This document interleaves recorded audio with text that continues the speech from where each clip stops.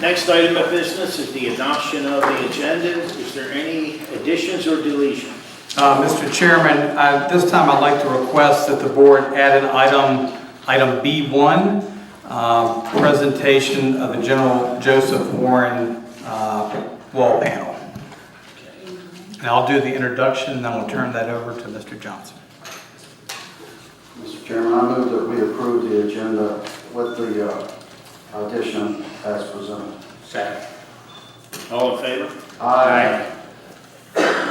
Next is on the agenda is public presentation comment period. Ms. Mouse, has anyone signed up? No, sir. Is there anyone that would care to speak at this time? Anyone? We're going to be right to you, Larry. Hold on a second. Larry, we're going to be to you in a minute. We'll be to you in just a minute. You got your own time. There's no one else ready to speak? This public presentation is closed. Next is the report of the board members. Mr. Chairman, I apologize. I meant to say B1, not D1. If we could get Mr. Johnson taken care of at this point in time, if you're okay with that. Yes, sir. Everybody in agreement? Yes. Yes. Yes. Over the past year, Warren County staff have been working with Larry Johnson, members of the James Wood chapter of the Sons of the American Revolution, on the development of wall panels that interpret the life and legacy of Dr. Joseph Warren, the namesake of Warren County. The panels have been installed at each of our public schools, along with a variety of other public facilities such as the Warren Heritage Society, Samuel's Public Library, and soon the Warren County Courthouse. Tonight we are honored to have Mr. Johnson and his guests here for a quick ceremony for the panel that will be installed here for the Warren County Government Center. We offer our sincerest thank you to each of you members for your work in making this project a reality and helping educate this community about our rich history. With that, I'd like to turn things over to Mr. Johnson. I'm not Mr. Johnson. I'm Dale Corey. I'm the president of the Colonel James Wood II chapter of the Virginia Society, Sons of the American Revolution. And as he stated, and you all are aware of, we've been placing these plaques throughout the county. And it really helps us in our goal of, educating and enhancing community awareness about the Revolutionary War, and especially about Dr. Joseph Warren, the namesake of the county. And we really want to thank you guys for the support that you have given us, because without your help, we could not have gotten even to base one for what we did, put these plaques in the building. So it's a really big help to us. At this point in time, Larry. Mr. Chairman and members of the Board of Supervisors, thank you for this opportunity to speak to you. I came to you 3 years ago, last June, and asked you to do certain things, and all of the items that I asked you to endorse have been accomplished. So that is such as lowering of the county flag on the date of Joseph Warren, the man for whom this county is named, to half-staff, and keeping it lowered from the 11th of June to the 17th, which was his day he died at Bunker Hill. A number of other things that you have endorsed, we, as a chapter of the Sons of the American Revolution, we have accomplished. Just several things left to be done, which our Doug just mentioned. But at this point, what we would like to do, I'd like to introduce two men that have been with us at each of the public schools to present a plaque such as we're going to present to the county tonight. This is Ned Fahrenholtz and Dale Carpenter, and we are in dress to remind folks of what our forefathers fought for and died for in order that we would have a constitution. And as a matter of fact, today, the 17th of September, is the birthday of the American Constitution. I would like someday, maybe soon, I'd like to see a Constitution framed and hanging on this wall someplace to be a constant, maybe a Declaration of Independence, maybe a Bill of Rights, because those are the most historic documents the world has ever known. And in my days, a long time ago, when I used to work and travel to other countries, I never traveled to another country which would not do anything to have a constitution and live under a republic such as we live under, and sometimes we take it for granted. So thank you very much. I'm so pleased that every time I walk into a public school, I see the kids. I am so impressed with the kids of this county. I've been in 9 schools. How many schools have y'all been in? Probably more than 9. We've been in 9 schools. This team right here and other members of our chapter have been in all your schools. And when we showed up there, the principals opened the doors for us, and we walked in with the plaques, and they produced kids that are excited, kids in the 4th grade that were taking history. And they were so excited. They gave us a cheer. They gave us, a hoorah for what we were doing. And now as I walk down the streets of Warren County and up and down the streets of Front Royal now, even over in the public library, I have people come up to me and they say, "Oh, kids, little guys, said, I saw you at my school, and I know who Joseph Warren is."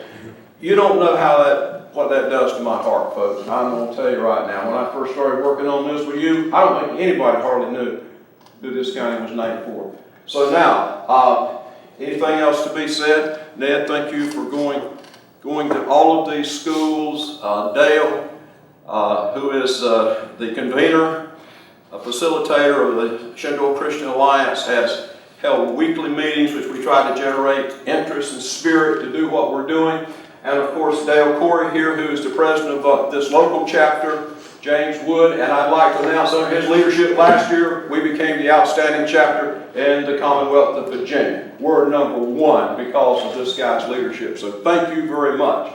Now, Mr. Chairman, Madam Chairman, Madam former Chairman. You were How do you say that? Both of you, please. Please. And the reason I asked Ms. Gladys to come down because it was meeting her and seeing her in the what's that thing called over there? The post office. That a good place to meet politicians in the post office. And so they seem to be always mailing something, you know. So I met her there and I talked to her, and she says, "Let's get involved." And then we got involved, and then this other guy showed up here. God bless you, came to chairman. I'd like for you guys to go over and pose.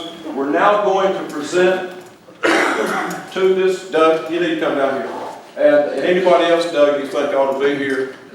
What about the whole board of supervisors? Sure. Come on, Archie. I talked to you the other night. Come on, Tom. Let's all get down. Hey, We couldn't have done it without you, so please come on down and join us. let's all. And this guy over here, I haven't met yet. Yeah, I think we need legal advice. I'm good. Is he not going to come? No, he's on loan. All right, you want to see the Regular hat. Get your hat, Larry. They want your hat on. hat? Yeah, your hat. Yes, I was in the Marine Corps, he didn't wear to live in the house, guys. well, Okay. it's an exception. The next step is we are going to unveil this. Two of you are going to unveil that, and you're going to reveal the plaque of Joseph Warren that will hang in this building, and so when people come to do business here, they will learn and be able to read about this young doctor, age 34, died for freedom. You reveal the plaque. And when you do that, if you just hold the flag out, let's extend the flag out and put it down under it. Okay. Just drop it down. Don't touch the floor. Don't touch the floor. Yeah, just There pose, we go. Yeah, just pose for a minute so the press can get this. I want to see this on the front page of the Warren Sentinel now. And when I wake up in the morning and I look at my Royal Examiner, I see myself there, okay? All right. Is Brandy Roster in this room? She is director, what is she? General Services. Yeah, she has helped facilitate all of this with the county. Planning to get the plaques manufactured, which we paid for as the SAR. Taxpayers out there at the county did not pay for these plaques. That's right. Everybody got that? Now don't get up here and start complaining. All right, they didn't pay for them. Sons of the American Revolution found the money to pay for these. So I'll just say thank you very much to the county. I think I think cooperation between the Board of Supervisors and the citizens is what it is all about. We live in a republic, folks, and that's the way it is supposed to work.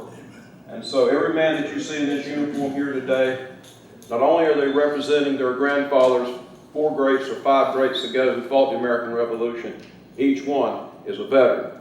They've served their country in their own right. Well, we just want to once again thank you all very much because it's really helped enhance our educational environment that we're trying to get here. And he was right. When we go around to these kids, it's like dynamite out there. Once we get started with them, they just pile on and they love it. And so we're going to continue to do stuff, and we're going to hope that we expand the Sons of the American Revolution in the county here. Thank you, and I have a nephew, great nephew, who just became a son. Don't you have a husband that's trying to become He's one trying too? to. Yeah. His packet's in the works. His packet is in the works, so. Oh, it is? Thank Yes, you. his packet is in the works. They're working on it. Oh, you don't know that. Are you waiting for his wife's signature? We're waiting for the check. No, we're still waiting to put all of the documents together. And I want all y'all citizens out there, I want y'all to know something. Y'all listening? Okay. In these hills and in this town, all around you, in the old graveyards, are the bones of Revolutionary War soldiers that fought for our freedom. Right over here, right in town, 2 or 3 in town, right up here on the hill where that school is, that military. What's that thing called? Randolph-Macon. Yeah. Thomas And Alva. also out here on Shady Lane, Mary Shady Lane. Okay. Out that way, and all around here. So when you pass these places, maybe what you do is you sort of tip your hat to the graveyard, because some young boy picked up this musket and he went to join General Washington, who Dale represents right here. And I'm going to finish with this story, okay? All right? Lawyers know everything. You may already know this. General Washington's army consisted, when he was at Valley Forge, 12,000 men. In 60 days after he got there, he had no food, weather turned cold, 3,000 of his men died. Did y'all know that? But they didn't go home. The survivors stayed for the cause of freedom. Out of his army, 75% of his soldiers were from age 11 to 16. Did y'all know that? You didn't know it, did you? So when you think about this revolution, think about the children that rose up and took the muskets and fought for our freedom and for that Constitution. Thank you very much. Thank you.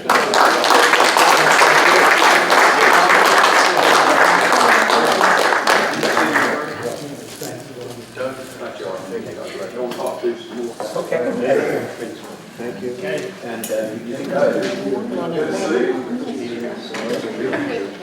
No, she had some illness and stuff like that. It's a life well, I keep track of it.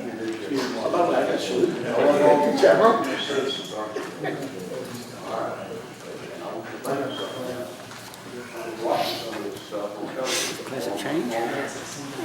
Yeah, absolutely.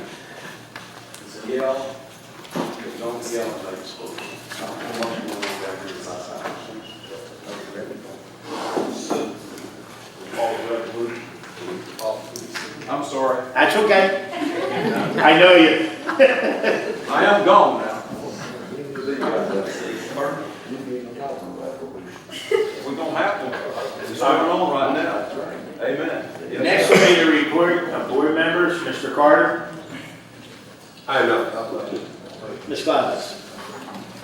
So much distraction, I'm not sure that I can handle this. I did have a meeting this afternoon with our community policy management team, and afterwards some of us met to talk about things that we'll be taking to the VACO conference in November. There have been some questions about some of the new programs that are being suggested in Virginia's STEP Virginia implementation, and so we spent a little time this afternoon discussing that, and I hope to have some information to take to our VACO conference in November on that. Thank you. All right, thank you. It's ironic. Today's Constitution Day, and Thursday the 19th is the 100th anniversary of the American Legion. So 2 very important times have happened this week, and it's something to think about. Also, veterans, 21st, Saturday, Cook's American Legion is having a 100th anniversary barbecue dinner celebration. Please come out. It would be great to see more faces than usual. What time? 5:30. 5:30.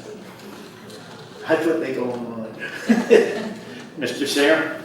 Yes, thank you, Chairman. On Saturday, September 7th, I attended at the gazebo a fundraiser, William and Nina Hucks, and that was with the this fundraiser to try to bring in a carousel for the town and the gazebo. And he says it was very successful, so I'm hoping it was. And I'm getting a lot of emails and things regarding the panhandlers issue in the corridor. And I know that Mr. Stanley sent out an email to all the board members, and hopefully we can work on that and try to address the panhandler issue in the corridor. Something I want to share, this will be my last thought, that there's a little girl named Ida, 4 years old. She's fighting for her life right now. And I would like if you all can remember her in your prayers. She got trampled over by a horse and was airlifted out to Fairfax, and she's in an induced coma and fighting for her life. I hope you all remember her in your prayers. Thank you. Mr. Fox? Just attended a library meeting on the 9th of September and also attended the EDA reform meeting on the 12th. That's all I have. Mr. Stanley?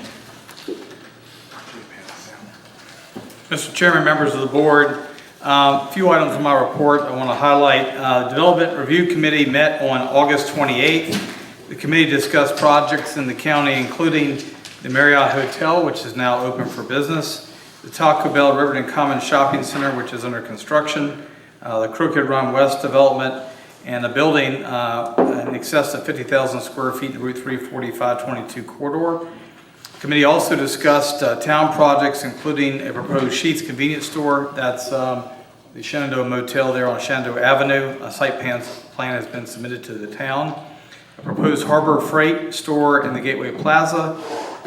They received an update on construction of the new hospital and an update on Leech Run Parkway completion. The EDA is working with the Department of Environmental Quality on the closeout of that project, and a proposed brew pub on Water Street, and the applicant's working on their plans. Committee will meet again on September 25th of 2019. Bond refinance, staff is working with Davenport on evaluating the refinancing of bonds to take advantage of potential savings for both the county and the RSW Regional Jail. Because of tax law changes a few years ago, the refunding of bonds would have to be taxable, not non-taxable, but the current estimated savings are significant enough to warrant consideration. Davenport will be on the agenda at our meeting on October 1st to present an evaluation of the potential refunding results and to request board action to move forward with the VRA. VRA is scheduled for a bond sale later in the month of October, so we're in a perfect time to be able to meet that deadline. The Finance Department, I want to report that Finance Director Andre Fletcher has tendered his resignation effective October 18th. Andre is returning to work for the Prince William County Sheriff's Office. We wish Andre well. He has continued the high level of professionalism that has been established in the Finance Department, and we will be advertising for his replacement in the near future. Tourism Committee met on August 14. The committee discussed various advertising options in golf and recreational publications. Final options for the community's wayfinding signage will be presented to the subcommittee later this month, and the project will continue to move forward. The full Tourism Committee will meet again on October the 9th. A couple of project updates. The one that is of significant interest in the community is the splash pad project. County staff have been working with the contractor, Litten Sipe LLP, on the project. They're hoping to pour concrete starting tomorrow. Weather's been great for construction, so hopefully that'll be completed by early October. We're still awaiting word from VDOT on the closure of the Morgan Ford Bridge. Again, that project will have to be shut down at the end of September through, we're hoping, December of this year, to allow for repairs to the southern approach to the bridge. And I know they're going to be sticking some advanced warning signs up to warn motorists ahead of time on when that will take place.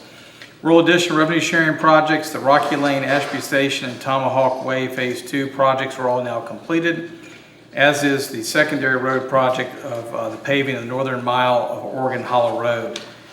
Commercial projects, the only one I wanted to mention, the Planning Department received a rezoning and conditional use permit application for a 20-acre property just north of the RSW Regional Jail on Winchester Road.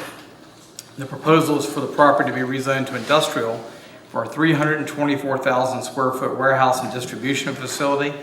The applicant is Equus Capital Partners Limited, and the project name is the Virginia Inland Port Logistics Center. We've been working with them for a couple years on their project, and we're excited to see them moving forward with it.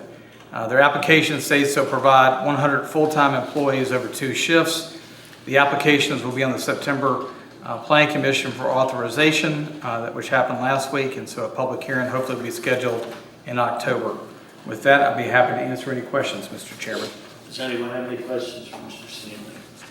I just have a quick question, Mr. Stanley. It says the application states that will provide 100 total full-time employees over 2 shifts. Do we ever give an analysis of that to make sure they're going to provide what they say they're going to, or is that relevant to the application? This one's, well, let me say this. This is a little bit different deal, and this is a private property. It's not, it's an EDA property where we're selling it based on a certain amount of investment or jobs. So it's a little bit different than if it was us selling the property. And we would have a master agreement that would tie all those things together. So there's nothing that binds them to that number of jobs. Certainly you hope I think they feel that's what they're going to be able to construct with the facility, but ultimately depends on which companies they bring in there. And they'll be at least not part of that building. These are companies that will be doing business through the inland port, so that's their hope. Anyone else have that? Okay. Mr. Stanley, do we need a report? I know Dan Whitten has vacated the premise. I want to introduce Mr. Jason Ham from Litten Sipe, who is, I appreciate Jason acting yesterday and today and providing us with legal coverage, so we appreciate him being here this evening. Thank you. Happy to be here. Okay, next is the approval of minutes, regular meeting of August 20th, 2019. I move that we approve the regular meeting minutes of August 20th, 2019. Second. All in favor? Aye. Next is the approval of the minutes of the regular meeting of September the 3rd, 2019. I move we approve the regular meeting minutes of September 3rd, 2019 as presented. Second. All in favor? Aye. Next is additional appropriations and transfers. I move we approve the additional appropriation transfers as presented. Second. Is there any discussion on this item? I'd like to make a comment that I think we need to find a way to pull multiple agencies for phones. I know cellular is an issue, but try to get it into one package instead of what we have. We may have some cost savings there. Other than that, we have a motion and a second. All in favor? Aye. Next is approval of accounts. Move we accept the accounts as presented. Second. All in favor? Aye. Next is the consent agenda. Is there anything to be added or deleted? Mr. Chairman, I didn't want to pull it, but I just want to pull out the consent agenda number 2 of Warren County Public Schools. I'll find it here, H2. Sounds like a large figure, but part of that is a insurance adjustment of $71,470 that they got paid by insurance, and that we're just doing this as a bookkeeping expenditure, right, Mr. Stanley? And that's, kind of adds up to the $151,000. Do you want to pull this then No. to go further with discussion? No. Now I'll entertain a motion. I move we accept the consent agenda as presented. Second. All in favor? Aye. Next is request transfer of victim witness coordinator position from Warren County Sheriff's Office to the Commonwealth Attorney's Office. Thank you. Good evening, Mr. Chairman, members of the board. In his memorandum dated August 30th, 2019, which is included in your packet, Sheriff Michael Arnold proposed that the victim witness coordinator position currently employed in-house in the Sheriff's Office be transferred to the Commonwealth's Attorney's Office. Brian Layton, a Commonwealth's attorney, in his letter dated September 6, 2019, also included, agrees with Sheriff Arnold and makes that same request. As noted in the Sheriff's memo, in most jurisdictions, this position is located within the Commonwealth's Attorney's Office.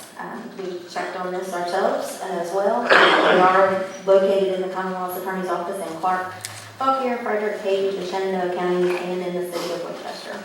As this position is funded through a grant awarded by the Virginia Department of Criminal Justice Services, the Sheriff's Office, Commonwealth's Attorney's Office, and County Administrator's Office are coordinating with the grant administrator to provide proper notification regarding personnel and location changes.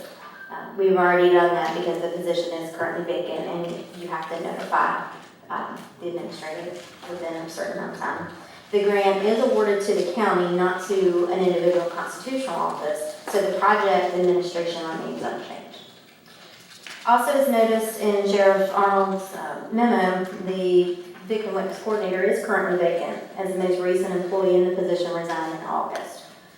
It's agreed that space is available in the old magistrate's office located in the court holding unit of the courthouse, and each party is agreeable to this location.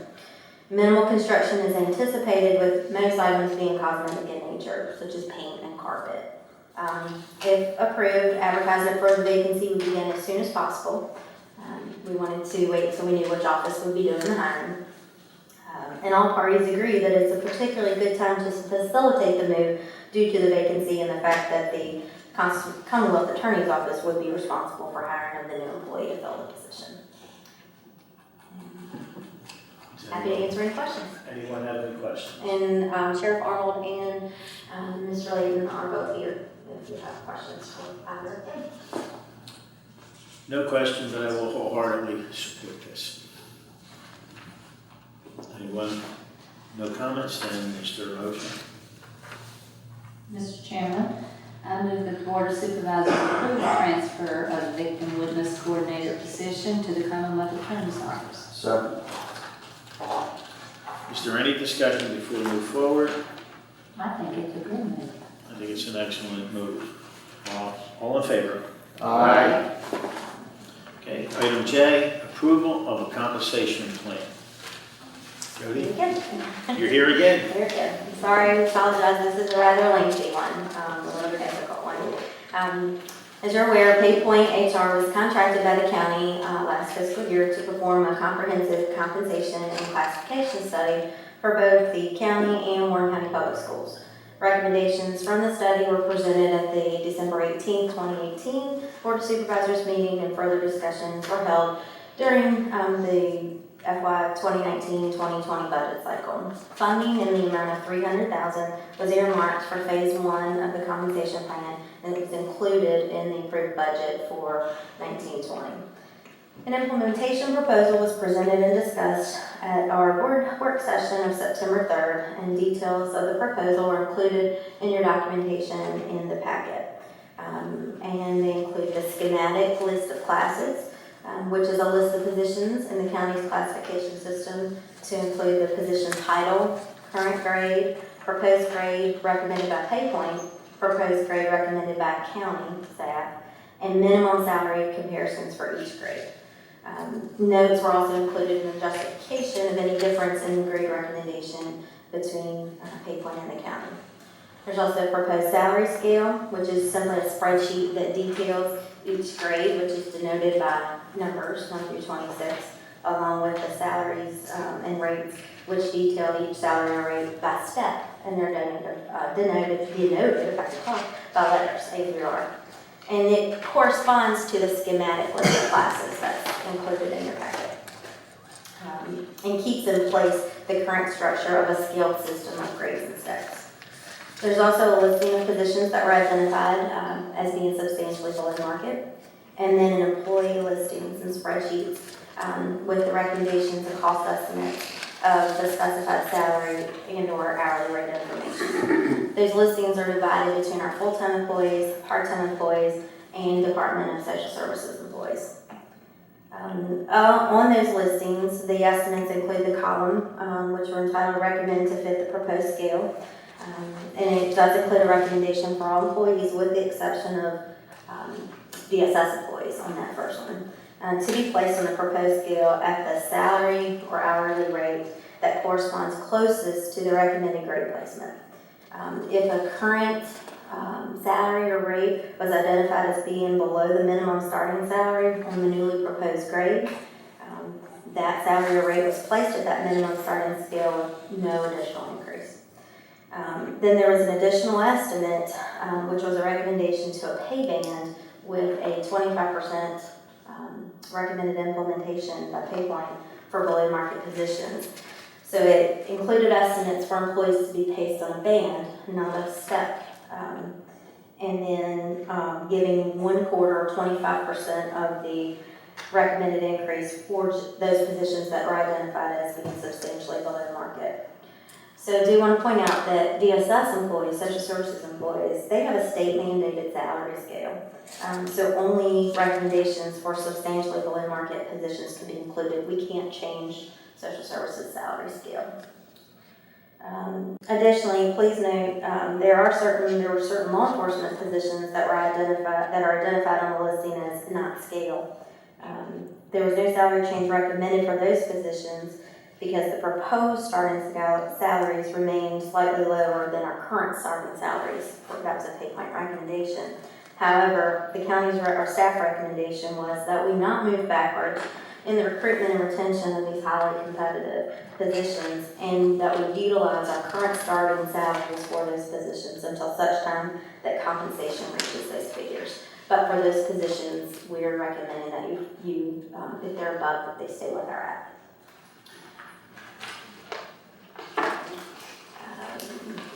Again, so for phase 1 implementation, staff recommended keeping the salary structure of the scaled system of grades and steps in place and adopting the recommendations as noted in that first column, the recommendation of fit proposed scale.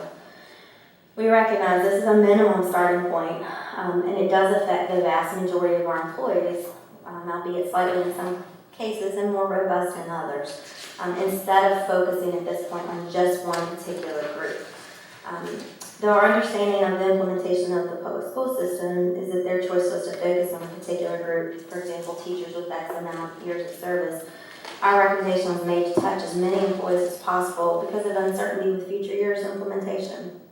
It is certainly a baseline for which implementation of phases 2 and 3 can be built to more particularly address those below market employees and compression issues which inevitably occur from partial implementation of a new compensation plan.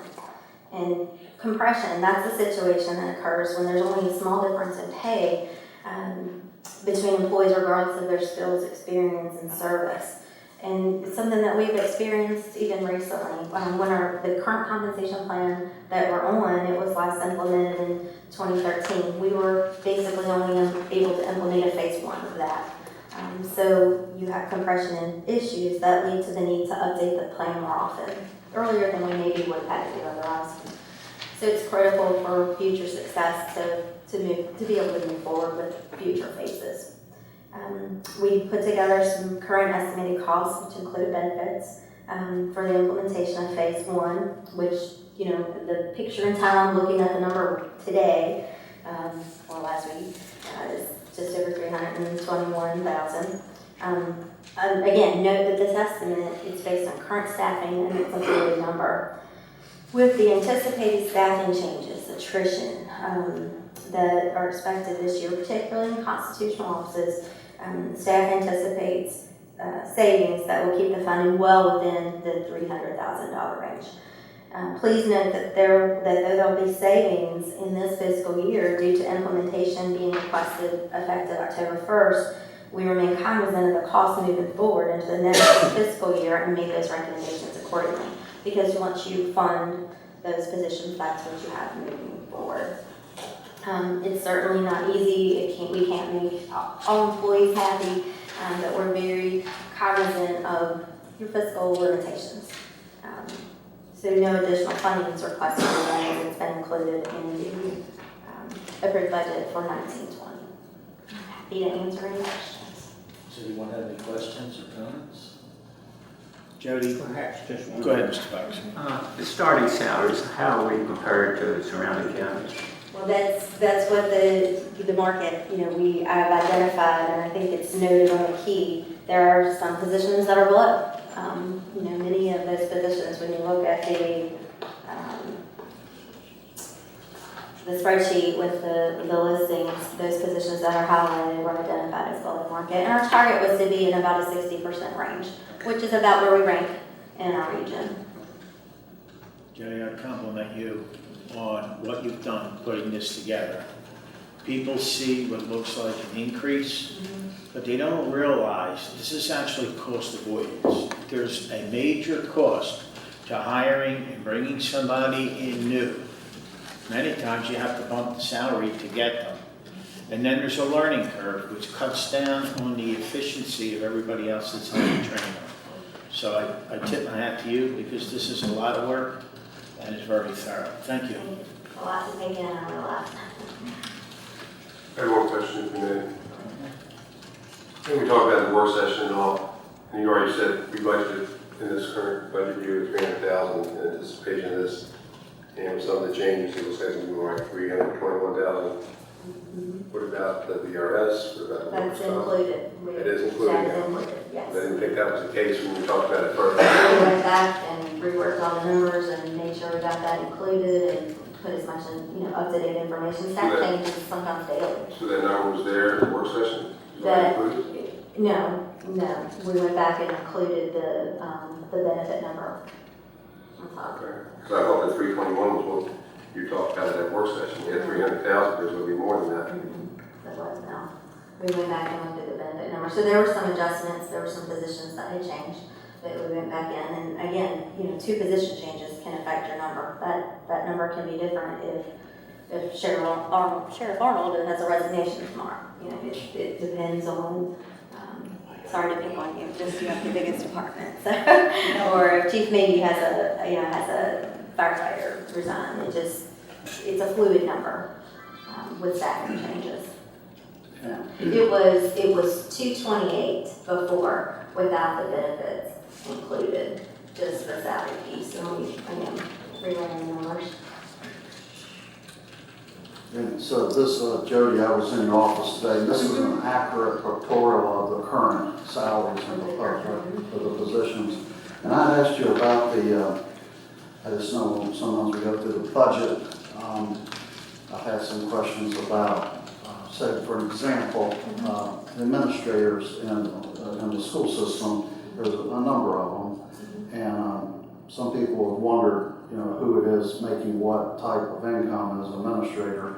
And when I've checked into it, they just give me a chart that it doesn't have anybody's name. And you said that we should have access to. Well, we certainly are. This chart that's included here, spreadsheet in your packet has every employee that's listed and their salary information. So I certainly can't speak for the school system, but I've already thought that. Mr. Sarah, maybe you want to go to one of the school board meetings and request it of them. I did have just one quick question. The deputy county administrator, who is that? Our deputy county administrator is Mr. Childress. Okay, because his salary is more than what it says there, so I guess we're wrong. So, That's his current salary. so his current salary? Okay. If there's no other questions, I'm prepared to accept the motion. I move we accept, I move the Board of Supervisors approve the compensation plan as proposed, effective October 1st, 2019. Is there any further discussion before we move? Maybe have a roll call on this one, please. Mr. Carter? Aye. Ms. Gladys? Aye. Mr. Chairman? Aye. Mr. Sayer? Aye. Mr. Fox? Aye. Thank you. Thank you. Thank you. Next, we're moved to a closed session. Mr. Sayer? I move that the board enter into a closed meeting on provisions of section 2.2-37 11A1 of the Virginia Freedom of Information Act for discussion of the assignment, appointment, promotion, performance, demotion, salaries, disciplining, or resignation of specific public officers, or appointees or employees of any public body. I further move that discussion be limited to the county attorney and the Warren County Board of Building Code Appeals. Second. Mr. Fox? Aye. Mr. Sayre? Aye. Mr. Chairman? Aye. Ms. Gladys? Aye. Mr. Carter? Aye. We are moved to a closed session. We're back in session. Mr. Sayre? I move that the board certifies to the best of each member's knowledge any public business matters lawfully exempted from open meeting requirements under section 2.2-3711A1 of the Virginia Freedom of Information Act. And only such public business matters as were identified in the motion by which the closed meeting was convened were heard, discussed, or considered in the meeting by the public body. I'll second. Mr. Carter? Aye. Ms. Gladys? Aye. Mr. Chairman? Aye. Mr. Sayre? Aye. Mr. Fox? Aye. Is there anything else to be brought forward at this time? Mr. Chairman, I move that the Board of Supervisors authorize the chairman to execute a contract with Litten Sipe LLP for the provision of temporary legal services and appoint Litten and Sipe LLP as interim county attorney. Second. Is there any discussion? Now can we have a roll call, please? Mr. Fox? Aye. Mr. Sayre? Aye. Mr. Chairman? Aye. Ms. Gladys? Mr. Carter? Aye. Is there anything else to be brought forward? Mr. Chairman, I move that we appoint George Cline Jr. to the Board of Building Code Appeals for a 4-year term ending September 30th, 2023. Second. Is there any discussion? If not, can we have a roll call, please? Mr. Carter? Aye. Ms. Gladys? Mr. Chairman? Aye. Mr. Sayre? Aye. Mr. Fox? Okay, we move on to general public presentation comment period. Ms. Mouse, has anyone signed up? Yes, sir. Leslie Matthews? Please come forward.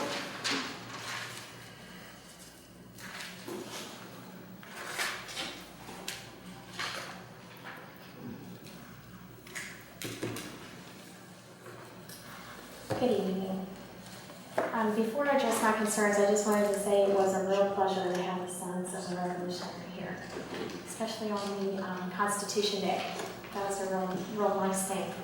So now I'll get on to what my concern is tonight, and I'm sure you're all like, what is it now? Name and address. I apologize for that. Sorry, I'm up here a lot and I forgot. Leslie Matthews, 143 Matthews Lane. Tonight, I want to address a concern that I have about the 426 Ball Drive property. And through being alert in the meetings, I have been inclined to look into the history of the 426 Ball Drive property. And what I found is the following. This property was owned by the IDA of Front Royal, Warren County in 2007. Now, this property also was sold by the IDA to a company named West Rock LLC in 2008 for a little over $1 million.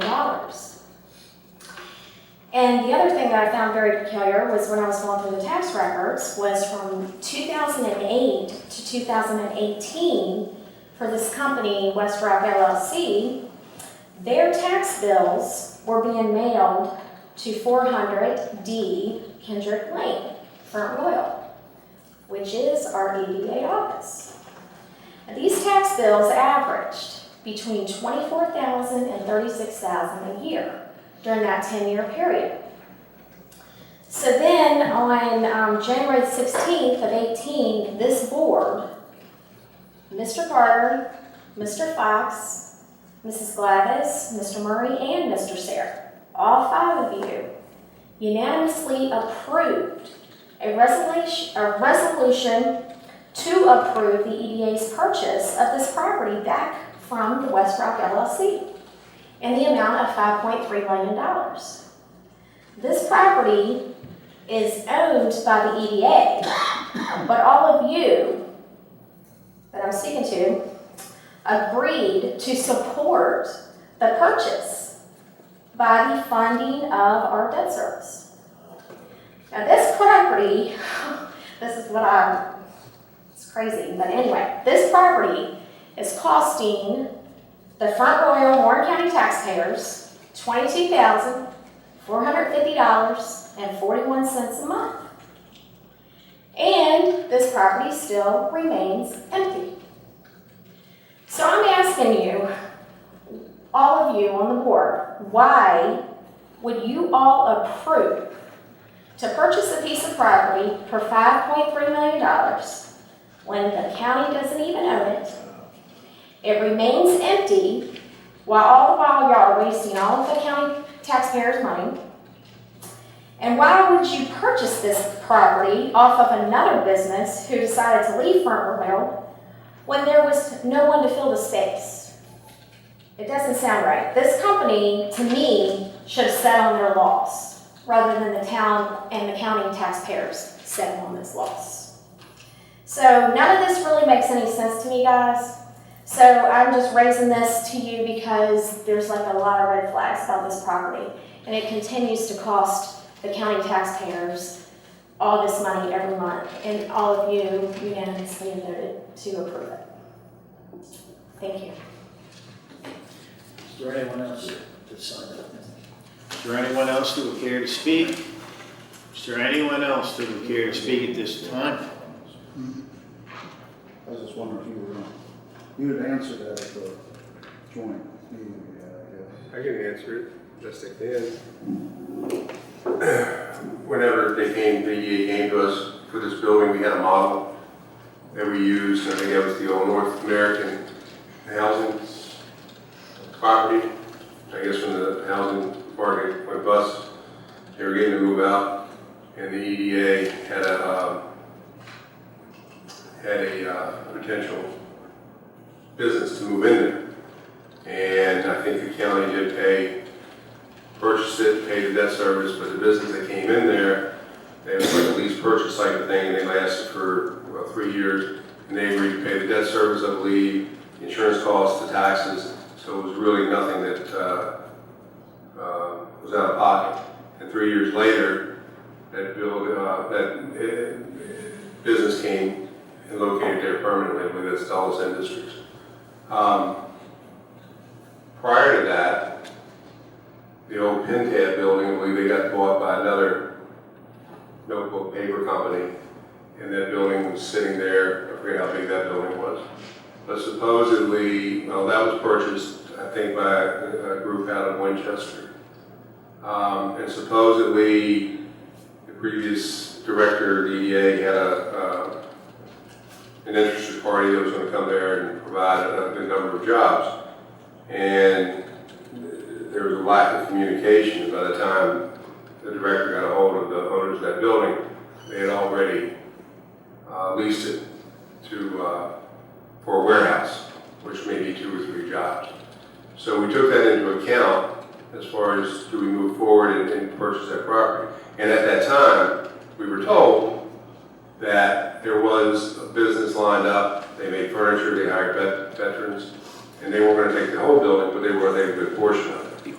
And that's what made it more palatable at that time as well. Unfortunately, that deal fell through, and we had that building. And there has been some interest in it.